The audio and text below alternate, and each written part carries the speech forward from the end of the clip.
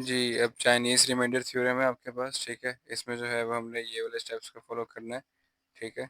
और ये जो है वो हमें क्वेश्चन गिवन है। इसका मेन पर्पज़ क्या होता है कि 3 डिफरेंट इक्वेशन के लिए एक ऐसी वैल्यू फाइंड करना जो तीनों को जस्टिफाई करती हो। अगर आप अभी देखोगे तो अभी के लिए जो है वो इस पे अगर मैं x की वैल्यू 8 रखूँगा तो ये जस्टिफाई करता है, इस पे भी 8 रखूँगा तो ये जस्टिफाई करता है और ये 9 पे जस्टिफाई करता है आंसर। हमने एक सिंगल वैल्यू ढूँढनी है जो सबको जो है वो जस्टिफाई करती होगी।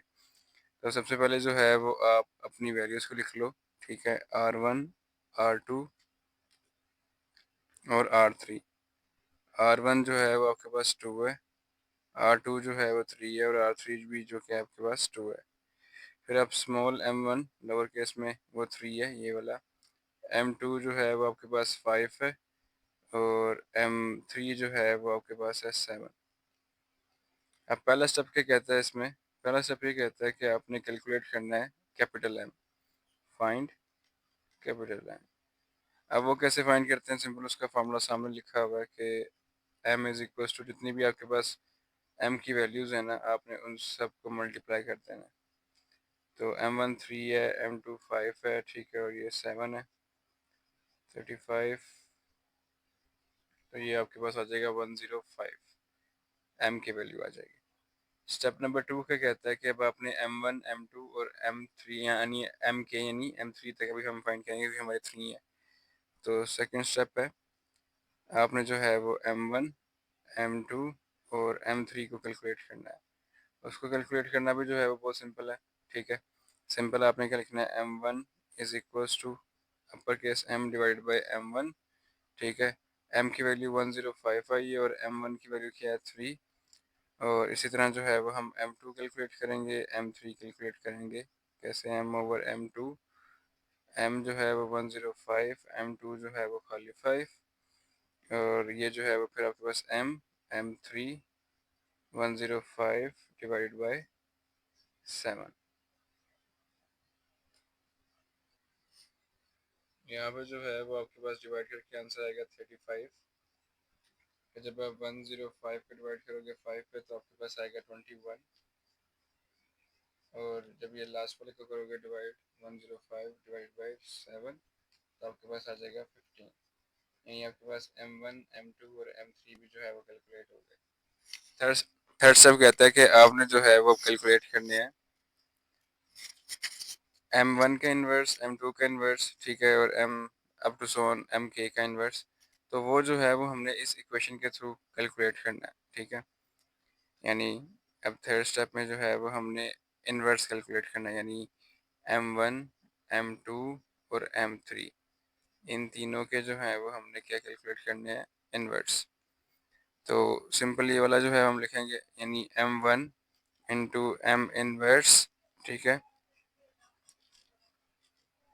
इन्वर्स, ठीक है, मोड m1 इक्वल्स टू 1। अब यहाँ पे जो है वो m1 की वैल्यू भी हमने कैलकुलेट की है 35, वो आपने 35 लिख लेना है। m इन्वर्स हमने कैलकुलेट करना है, ठीक है, इसे मोड करना है m1 के साथ जो कि 3 है और इसका रिजल्ट कहना चाहिए 1। अब यहाँ पे सिंपल आपने क्या करना है 35 को मोड़ लेना है 3 के साथ। 35, 3 वन ज़ा 3, 5 नीचे आया, ठीक है, 3 वन ज़ा 3, 2 रिमाइंडर क्या बचा आपके पास 2। तो अब यहाँ पे आपने ना इसकी जगह सब्स्टिट्यूट कर देना है 2 m inverse mod 3 which is equals to 1। अब यहाँ पे जो है वो हमने m1 m2 इन सब की m इनवर्स है ना इसकी वैल्यू जो है वो गेस करनी है, यानी हम पुट करना शुरू कर देंगे 1 2 3 4 5 अप टू सो ऑन। तो हम यहाँ पे पहले 1 पुट करके देखते हैं, ठीक है, 1 mod 3 which is equals to 1, ठीक है। अब यहाँ पे आ जाएगा 2 मोड 3 यानी 2 मोड 3। तो इसका रिजल्ट जो है वो 1 के इक्वल नहीं आता, यानी 1 वैल्यू जो है वो इसके सही नहीं है। अब मैं पुट करूँगा यहाँ पे m इनवर्स की जगह 2 mod 3 which is equals to 1। तो ये आ जाएगा 4 mod 3 which is equals to 1। तो जब ये मोड लोगे ना आप, यानी 4 अंदर है 3, 3 वन ज़ा 3 माइनस किया तो रिमाइंडर क्या बचा 1, यानी ये इसके इक्वल आ गया। तो यहाँ से मेरे पता चल गया कि जो m1 का इन्वर्स है वो क्या है 2 के इक्वल है। इसी तरह जो है वो अब हमने M2 M3 कैलकुलेट करना है। M2 कैसे कैलकुलेट होगा? Simple, M2 into M inverse of 2 mod M2 equals to 1। ठीक है, अब M2 की वैल्यू जो है वो हमारे पास है 21। यहाँ पे हमने लिखा 21। M2 का इन्वर्स जो है वो as it is mode M2 की वैल्यू जो है वो हमारे पास है 5 equals to 1।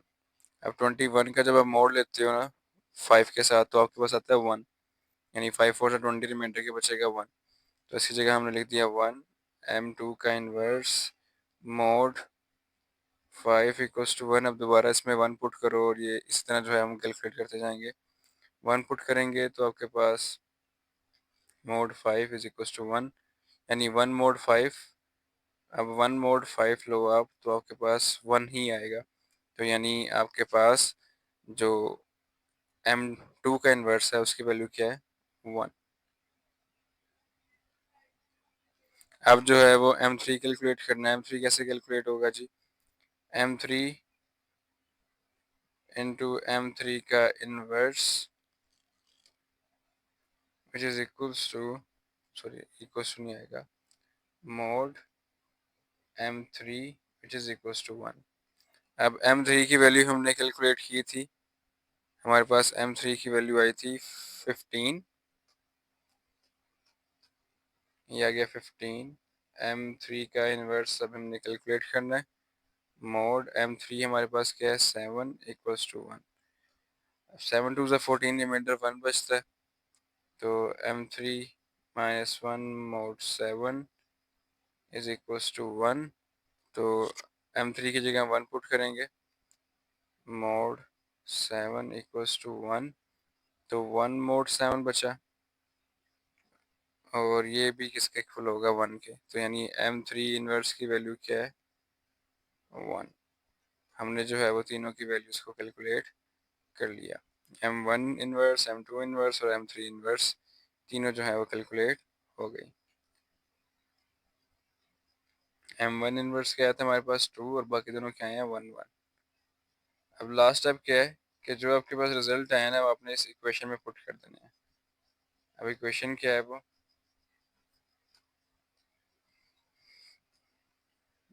x is equals to आपका R1 M1 M1 का इनवर्स प्लस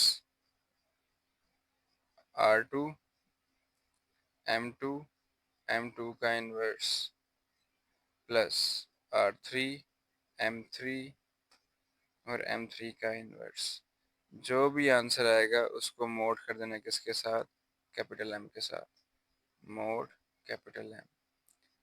अब यहाँ पे R1 जो है वो आपके पास क्या है? 2 2 3 2 है, ये 2 है, ये 3 है और ये 2 है। M1 जो है वो हमारे पास आया था 35, यहाँ पे M2 आया था 21, और जो M इनवर्स आया था ये आया था 2। M1 इनवर्स ये 1, ये वाला भी 1 आया था, और M3 जो है वो हमारे पास है 15। इन सब की वैल्यूज जो है वो हमने पुट कर दी। और लास्ट पे जो मोड है, ठीक है, मोड किससे करना है? अपर केस वाले M से। तो मोड अपर केस M है 105। चलो जी कैलकुलेट करते हैं। ठीक है, ये हो जाएगा 17, यहाँ पे प्लस, यहाँ पे प्लस, ये हो जाएगा 140। ठीक है, ये आपके पास आ जाएगा 63 और ये आ जाएगा 30। तो ये हो जाएगा आपके पास 203 233। इधर मोड भी आएगा, मोड 105, मोड 105। सिंपल मोड करेंगे हम। 233 को अंदर रखा, 105, 105 टू ज़ा 210 माइनस किया 23। अब 23 जो है वो एग्जैक्ट वो नंबर है, ठीक है, जो कि तीनों स्टेटमेंट्स को क्या करेगा? सेटिस्फाई कर देगा। यानी अगर आप यहाँ पे फॉर एग्जांपल मैं चाहता हूँ 2 is equals to x mod 3, पहले इक्वेशन लिखी है, बस एक्स और 2 की पोजीशन चेंज की है। तो 2 इज इक्वल टू 23 मोड 3। इसे कैलकुलेट करेंगे, 3 से मतलब 21 होता है, 2 रिमाइंडर बचेगा। ठीक है, और इसी तरह आप वाक्य में भी वेरीफाई करोगे तो यहाँ पे 23 ही इस्तेमाल होगा इनको जस्टिफाई करने के लिए। तो ये था आपके पास चाइनीज़ थ्योरम।